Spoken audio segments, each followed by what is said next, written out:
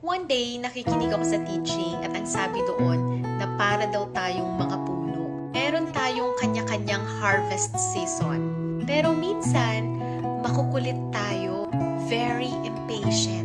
Na minsan, pag nakita natin na namumunga yung ibang puno sa paligid natin, gusto din nating sabayan. Kaya ang nangyayari, pinipilit natin yung sarili natin. We push ourselves to the limit. Panay ang dilig, panay ang fertilizer kahit hindi naman kailangan. At ang ending, nape-pressure tayo.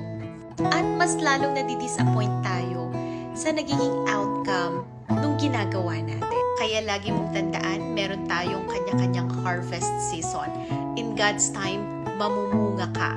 Doble, triple sa inaasahan mong bunga ang ibibigay sa'yo ni God. Kaya naman do your best, be patient, and let God do the rest.